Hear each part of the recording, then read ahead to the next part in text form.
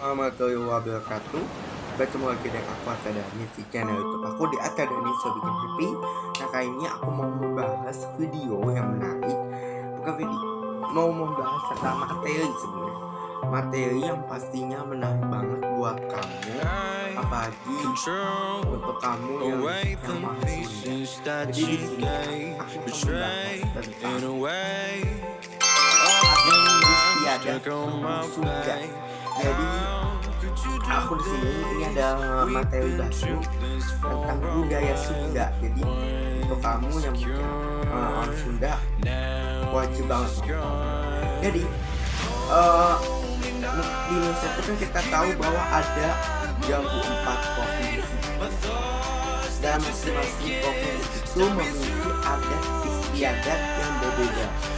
Mungkin ada Sunda dengan Jawa beda, kita Sunda dengan Minang beda, Palembang dengan Jambi beda, dan lain sebagainya.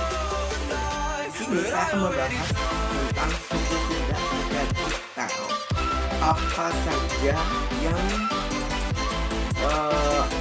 adat istiadat yang masih dilakukan hingga saat ini oleh suku Sunda.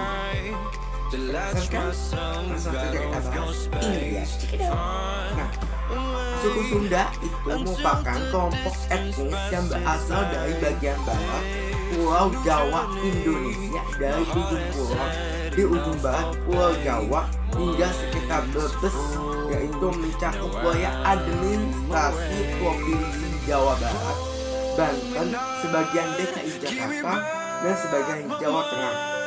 Jawa Barat merupakan provinsi dengan jumlah penduduk terbanyak di Indonesia. Karena letaknya berdekatan dengan ibu kota negara, maka hampir seluruh suku bangsa yang ada di Indonesia terdapat di provinsi Jawa Barat. 65% penduduk Jawa Barat ada suku Sunda yang merupakan asli provinsi dari Jawa Barat. Suku lainnya ada suku Jawa yang banyak dijumpai di daerah bagian utara Jawa Barat. Suku Betawi banyak mendiami daerah bagian barat yang bersepadan dengan Jakarta. Suku Minang dan suku Batak banyak mendiami kota-kota besar di Jawa Barat seperti Bandung, Cimahi, Bogor, Bekasi, dan Depok. Sementara itu orang Tionghoa banyak dijumpai di hampir seluruh daerah di Jawa Barat. Nah, itu tadi tentang pembukaan tentang persebaran wilayah suku Sunda di daerah Jawa Barat. Jadi suku Sunda ini merupakan suku yang banyak sekali penduduknya di Indonesia. Hampir di setiap daerah itu ada suku Sunda. Nah, jadi di sini ada karakter suku Sunda. Sebenarnya karakter suku Sunda ini banyak sekali ya. Jadi bahasa Sunda ini berasal dari kata su, artinya bagus atau baik, segala sesuatu yang mengandung unsur kebaikan. Orang Sunda diyakini memiliki etos, watak, karakter kesundaan sebagai jalan menuju keutamaan hidup. Watak atau karakter Sunda yang dimaksud dari cager itu sehat, bage itu baik, benar itu benar, singa mawas diri, dan pintar, pandai atau cerdas, dan sudah dijalankan sejak zaman Saka Nagara sampai ke Pakuan, Pajajaran, dan membawa kemakmuran dan kejayaan lebih dari 1000 tahun yang lalu. Ke sistem kepercayaannya. Jadi sistem kepercayaan mayoritas masyarakat Sunda ini beragama Islam. Suasana kehidupan sehari, pendidikan dan kebudayaannya penuh dengan nilai-nilai keislaman. Masyarakat Sunda pada umumnya yang ada di pedesaan masih kuat kepercayaannya pada mitos dan tahayul.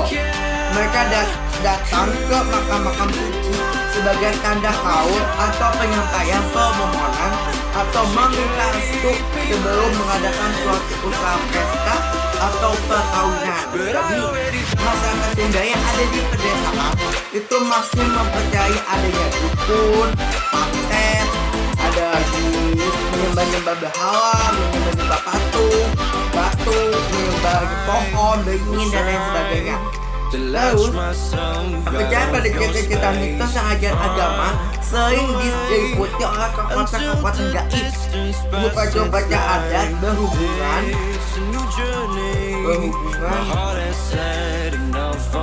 berhubungan dengan salah satu fase lingkaran hidup manusia yang berhubungan dengan Allah, mendirikan rumah, menanam padi, dan para petani mengenal dongeng-dongeng yang bersangkut paut dengan nama padi atau menyepoteli dan sangyangsi. Keseimbangan magis dipertahankan dengan upacara-upacara adat. Sedangkan keseimbangan manusia dipertahankan dengan kegiatan saling memberi gotong royong. Hal yang menarik dalam percayaan Sunda adalah Konpatun Utung Kasarung yang merupakan salah satu tokoh budaya mereka yang percaya adanya Allah yang tunggal, Guru yang tunggal, yang menipiskan sebagian kecil dirinya ke dalam untuk memelihara kehidupan manusia. Titisan Allah ini disebut dewata. Ini mungkin bisa menjadi jembatan untuk mengkomunikasikan kabar baik pada mereka. Sistem kekerabatan. Sistem kekerabatan masyarakat Sunda berdasarkan prinsip bilateral atau parental. Keluarga bakti dan keluarga kecil terdiri atas ayah, ibu, dan anak. Dalam keluarga Sunda, ayah bertindak sebagai kepala keluarga. Ikatan kekeluargaan yang kuat dan peranan agama Islam yang sangat mempengaruhi identitas mewarnai sendi kehidupan suku Sunda. Dan suku Sunda dikenal dengan pancakakti, yaitu sebagai istilah yang menunjukkan hubungan kekerabatan. Dicontohkannya, pertama, saudara yang berhubungan langsung ke bawah, yang vertikal yaitu anak, incu atau cucu, buyut atau piut, bao, canggah wareng atau jangga wareng, udek-udek, kais siung atau gantung siur. Yang kedua, saudara yang berhubungan tidak langsung atau horizontal seperti anak paman, bibi atau uak, anak saudara kakek atau nenek, anak saudara piut.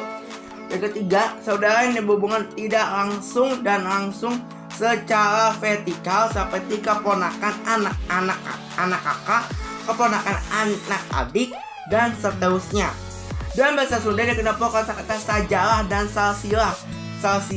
Silsilah yang maknanya kurang lebih sama dengan kosakata sejarah dan silsilah dalam bahasa Indonesia. Makna sejarah adalah susun garu atau garis keturunan. Perkawinan dan konsep adat Islam. Upacara pernikahan masyarakat Sunda di mereka ada nyawer dan buka pintu. Adat menetap sesudah menikah dan neo-lokal. Dalam masyarakat Sunda terdapat sistem abilinial, yaitu menetapkan kekerabatan sebagai melalui garis ibu dan sebagian melalui garis ayah. Selain keluarga bakti, kelompok yang memiliki hubungan kerabatan disebut kideut. Sistem kesenian. Seni bangunan rumah adat Jogo seperti Keraton Kasepuhan Cirebon yang memiliki 4 ruangan, yaitu pertama, jinem atau pendopo, atau punggawa atau penjaga keselamatan sultan. Yang kedua, Gondani, ada tempat sultan memberi perintah kepada adipati. Yang ketiga, Prabaya, ada tempat sultan menerima tamu istimewa. Yang keempat, Panembahan, ruang kerja dan istirahat sultan. Seni tari yang populer ada jaipongan, tari topeng, kupu-kupu, dan rumelang. Tari jaipong adalah pengembangan dan akar dari tarian klasik. Tarian ketuk tiru, sesuai dengan namanya, tarian ketuk tiru berasal dari nama sebuah instrumen atau alat musik tradisional disebut ketuk sejumlah 3 buah. Seni musik ada angklung, yaitu alat musik multitonal bernada ganda yang secara tradisional berkembang dalam masyarakat berbahasa Sunda di Pulau Jawa bagian barat.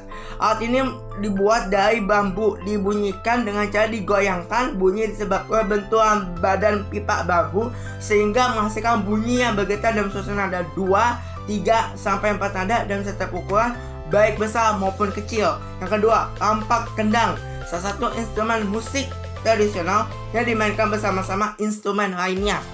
Yang ketiga, kacapi, alat musik tradisional yang merupakan alat musik klasik yang mewarnai beberapa kesenian di tanah Sunda. Membuat kecapi bukanlah hal gampang. Meski sekilas tampak kecapi seperti alat musik sederhana, tetapi membuatnya tidaklah gampang. Untuk bahan bakunya saja terbuat dari kayu kenanga yang terlebih dahulu direndam selama 3 bulan.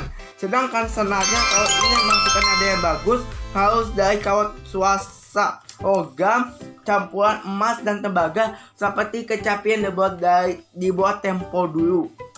Carung ada sistem alat musik Sunda yang merupakan prototipe purwarupa dari angklung.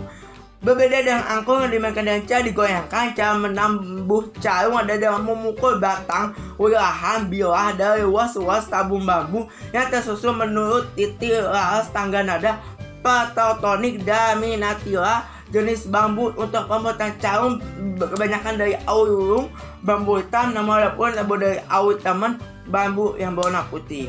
Mungkin sekian dulu tentang budaya Sunda. Nanti akan aku lanjut lagi di part kedua besok pagi, yaitu sistem politik, mata pencarian, adat istiadat ya.